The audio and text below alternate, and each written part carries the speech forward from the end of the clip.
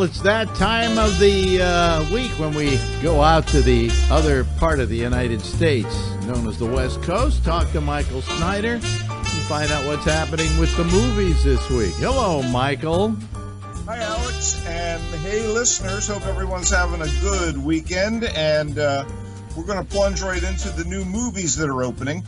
Us is the highly anticipated film from the writer-director Jordan Peele. The well-deserved success Peele earned as a filmmaker with his directorial debut, Get Out, which was a thoroughly original and surprisingly effective mix of horror, social critique, and comedy, reminded me a little bit of the careers of Rob Reiner, Ron Howard, and Penny Marshall, because Peele first came to my attention as a cast member on Mad TV, and then as half of the Key and Peele team that had a sketch show on Comedy Central, and Reiner and Howard and Marshall were all best known for roles on famous sitcoms, but went on to become highly successful film directors. I mean, there's a tendency to want to put people in boxes when they establish themselves in careers, but those three people, and now Peele, show the folly of doing that. This guy is currently putting together a revival of The Twilight Zone, the horror and sci-fi anthology series for CBS, and he loves those genres. After dazzling us with Get Out, he's back with another twisty, turny, and unique spin on horror and slasher movies, particularly the home invasion variety, and dare I say, a little muddled sci-fi as well. I mean, it's pretty clear from all the ads and the trailers that Us's conceit is that the Wilsons, a comfortably upper-middle-class black family, mom, dad, teen daughter, and young son, find their Santa Cruz vacation home under siege by a family of what appears to be creepy duplicates of themselves. I mean, who are these creatures? What do they want? And that's the crux of the movie, beyond, scares and suspenseful chases and otherworldly elements. There's a subtext here suggesting the pitfalls of a divided country with haves and have-nots, and that's certain to provoke a lot of debate. And there were moments that suspended my suspension of disbelief, which occurred with Get Out. Never. I mean, for some reason, I totally bought it to Get Out, and that's not the case here. Still, Us is ambitious and thoughtful and disturbing, even if the last act strained to bring it all back home. Lupita Nyong'o and Winston Duke are aces as the mom and dad. For some reason, she's very uneasy about spending time on the Santa Cruz beach with the family, and he can't imagine there's anything wrong in this idyllic setting. Plus, Elizabeth Moss and Tim Heidecker are very amusing as the Wilsons' friends and neighbors. Ultimately, it's Peele's ideas and his direction that make Us worth seeing, maybe more than once. If this is a sophomore Jinx situation, I can't wait for the guy's third feature film. Okay, let's move on. Let's go around the world to Hotel Mumbai.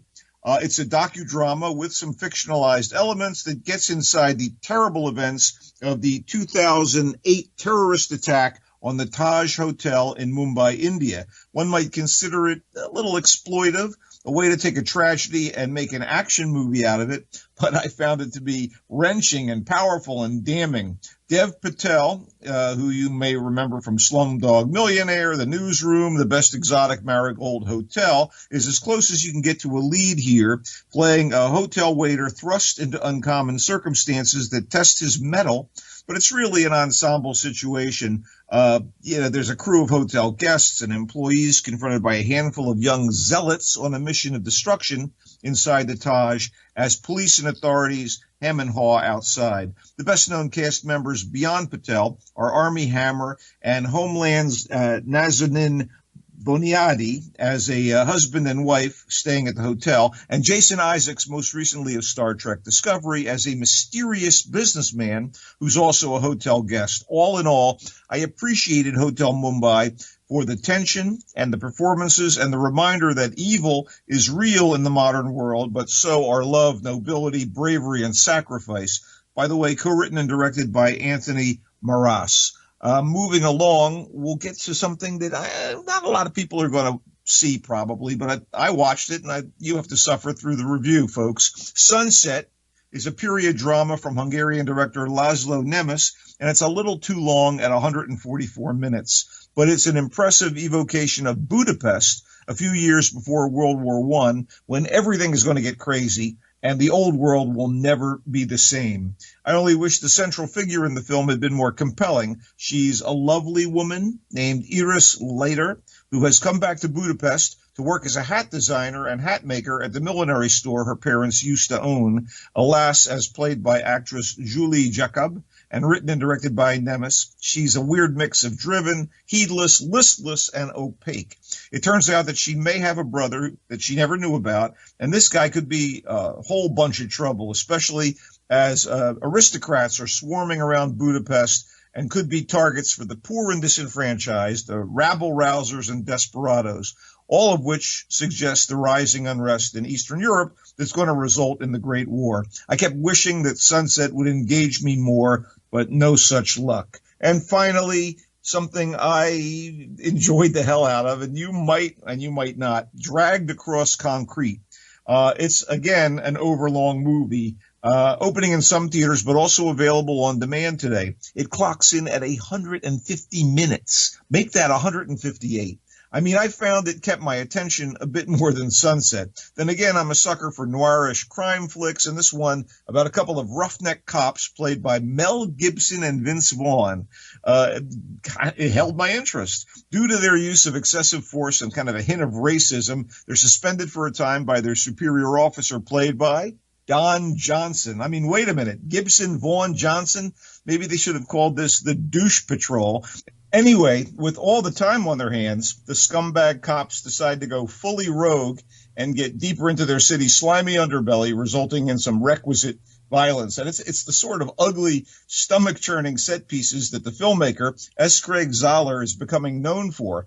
I got to say, I preferred his two previous movies, Bone Tomahawk and Brawl in Cell Block 99, which also starred Vince Vaughn, by the way. But once I got caught up in the slow, inexorable grind of Dragged Across Concrete, I couldn't stop watching. The supporting cast includes Michael J. White, Jennifer Carpenter, Thomas Kretschmann, Laurie Holden, and the delightful lunatic Udo Kier. And that didn't hurt. If you liked Brawl in Cell Block 99, hell, if you saw the damn movie, I'd say hit the concrete. Okay. Is that it? That's it. That's it. Tell them where they can find you, Michael. I am on Twitter at Culture Blaster and on Michael Snyder's Culture Blast page at Facebook. And if you stay right where you are, there's more GABNet coming right up on our 24/7 feed. Otherwise, you can go over to On Demand and hear these reviews anytime. So stay right where you are. More GABNet coming right up.